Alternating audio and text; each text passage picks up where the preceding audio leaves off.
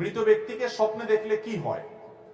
মৃত ব্যক্তিকে আপনি যদি স্বপ্নে দেখেন তাহলে সেক্ষেত্রে দুইটা অবস্থার কোন একটা হবে।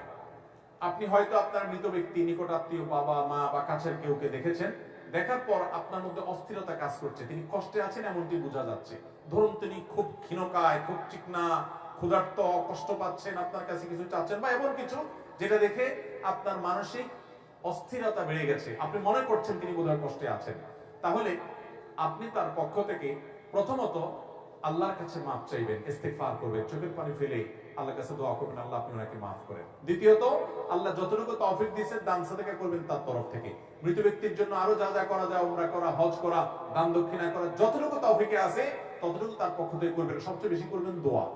আর যদি তাকে স্বপ্ন দেখার পর আপনার মধ্যে এরকম কোনো ফিলিংস না হয়, বরং মনে হচ্ছে না তিনি ভালো আছেন, হাসি খুশি এরকম কিছু, তাহলে আল্লাহর কাছে শুকর আদায় করবেন, সুধারণা করবেন হয়তো তিনি ভালো আছেন। কিন্তু খবরদার, আপনার স্বপ্ন কখনো ইসলামের দলিল না। আপনি স্বপ্নে কাউকে দেখলেন যে হ্যাঁ সে এরকম কোন পরিস্থিতি আছে, বোধহয় সে আযাবের মধ্যে আছে, এটা দিয়ে আপনি ফতোয়া দিয়ে দিলেন যে লোকটা জাহান্নামে আছে, এরকম করার কোনো সুযোগ। কারণ আলামুল গায়বের বিষয় একমাত্র আল্লাহ ভালো জানেন, আমরা ধারণা করতে পারি মাত্র। আপনার ধারণা কোনো কিছুকে প্রমাণ করবে না, বিধায় এই বিষয়ে সাবধান থাকতে হবে। তবে হ্যাঁ, মুর্দার জন্য আপনাদের সবসময় দোয়া করা উচিত। এই ধরনের পরিস্থিতি হলে তাদেরকে বেশি দেখলে আরো বেশি দোয়া বাড়াবো এবং তাদের জন্য আমরা আল্লাহর কাছে মাগফিরাত চাইবো, দান সাদকা করব।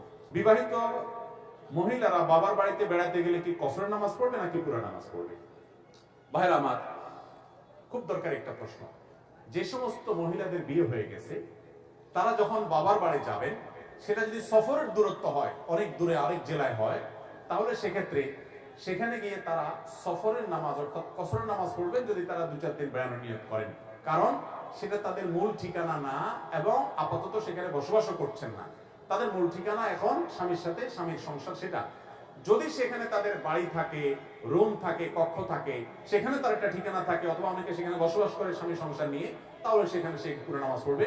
নরমালি সেখানে কসর নামাজ পড়বেন, পুরো নামাজ পড়বেন না বাবা মেয়েরা, বিয়ের পরে বিবাহিত মেয়েরা।